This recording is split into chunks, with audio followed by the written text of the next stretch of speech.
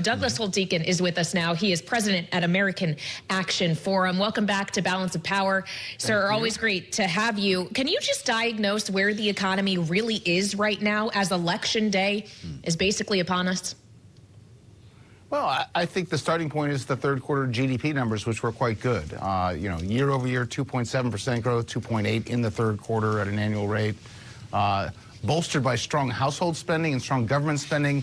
The only, Achilles heel in that report is light on business fixed investment, something I always keep an eye on. But on the whole, a very strong report. And you complement that with a big jump in consumer confidence early in October that suggests that the households are going to continue to be spending their money.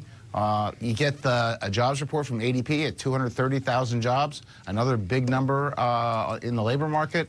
And then you get the PCE report, and that's the only thing that makes me, have a little pause, which is core PCE is year over year at 2.7 has been stuck there for 4 months. And so if you look at inflation expectations, a year out there, 2.5 to 3, inflation's at 2.5. We've sort of settled into a 2.5% rut. And the question is, will we see continued progress toward 2%, or will the Fed essentially go on hold? But I think the right way to think about it, if you listen to the spooky list that you went through there at the lead into this segment, the economy is not the spooky thing. It's the policy risk that's surrounded. If you're trying to figure out where you're going, it's all about what will the Fed do, and in particular, what will the candidates do, who will win, and how will the Fed have to react to, for example, a 10% across-the-board tariff? That's hard to game that out. Does that mean we've got a quarter point in the bag for next week? Douglas, I ask you that because Joe Biden put out a statement on the PCE data. He says inflation has now fallen to 2.1%, nearly at its 2% target, but we have more to do. Well, I think that, many presidents try to box the Fed in. Good luck with that. They're going to do their job. I was among those who was surprised to see them go 50 basis points and thought that when they did that, they really gave themselves the option to go more slowly later. The day after the election, when it may not even really be settled, and we've seen these recent strong data, it might be a good day to stay on hold. We'll see. Okay, so that's the monetary policy side of this equation. To get back to the fiscal side, though, which could obviously be dramatically impacted depending on who wins these many races on Tuesday, Douglas, we've heard from Elon Musk and Donald Trump reiterating what Elon Musk said in the last week, that if he is appointed the head of this government efficiency commission or whatever you want to call it, could cut $2 trillion in government spending. Is that really possible? I will be 6'4" and have a full head of hair before that happens. There's just no way. This is a nice talking point, but who is going to give him that authority? The president doesn't have the authority to give a private citizen an axe and say, go after the federal agencies. The Congress of the United States would have to pass a law that produced a commission that he could lead that had those authorities. And that is never going to happen. They created the programs that he's talking about cutting out. They put in place the personnel that he's talking about axing out. No. This is campaign talk that should be interpreted as no more than campaign talk.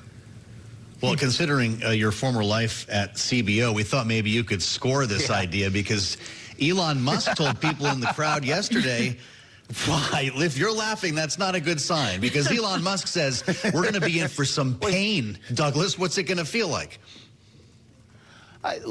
So if suppose you just did the exercise where you had a commission that could recommend things, they would have to recommend the near elimination of half the government in order to reach that $2 trillion target. They've taken off limits, Social Security, Medicare. Remember, the candidate Trump has said he's not touching those. Those are, by themselves, over half of non-interest spending over the next 10 years. So you got to take on the other half of government and decimate it. I think some Republicans are going to want to hold on to the Defense Department. I'm just guessing. And, it seems unlikely that you could get anything through Congress to enact this commission's proposals. So, I'm now officially old. I remember the Grace Commission. I remember the great claims that were going to be made about how it changed the trajectory of the federal bureaucracy forever. And as I sit here in 2024, it doesn't look like it did much, and this won't either. Well, if we're just still gaming out like the hypothetical math here, even if you were to do all of that, could you pay for the tax cuts Donald Trump has put forward, the very long list of the tax, either cuts or breaks, even if you were to do all of that, get rid of the Defense Department or what have you? Look, there is so little specificity, and there's one that happens every day. I don't know what he's proposed today. I'm not sure we're going to have a tax base by Tuesday. He has given away the store on a daily basis. So, you know, it's nothing like a sound tax policy platform. He wants to simultaneously extend the 27 Act or the 17 Act and do a bunch of other things. They're going to have to step back and restart. And I guess, you know, I understand campaigns. I've been on a campaign. I understand the politics of trying to collect votes as you go to the finish line. But it's important to recognize that he wants to get a deal on 17. That would be his signature accomplishment. Did it in his first term, renewed it in his second term. Every time he makes a proposal, let's not tax overtime, let's not tax, let's get rid of the SALT cap, he creates a constituency that makes it harder to extend that, makes it harder to renew it. Yep. And so he is working at odds with what he needs next year. It is true. The appropriations folks that we talk to are getting some anxiety every time Donald Trump announces another exemption at the podium here. Kamala Harris has had her share of them as well, Douglas. And as a creature of Washington, you know what the conventional wisdom is. The House, they say, will turn Democratic. The Senate will turn Republican. In that world, neither of them likely get any of their proposals passed, right? I think the new proposals, so, you know, the Harris proposals on taxing capital gains and the like, they're non-starters in that world. I think the Trump proposals are the same way. My concern is they will revert to form and just buy each other off, and we'll do the extended spending that the Democrats want. We'll extend all the tax cuts without paying for them, and we'll be in a fiscal mess. And so that's really worth looking out for. My God. Well, you know, that is I'm a a cheery guy to distinct have reality. on Halloween, right? Well, yeah, this has been fun. You want to one-up us on spooky? Honestly, I think you won, Douglas.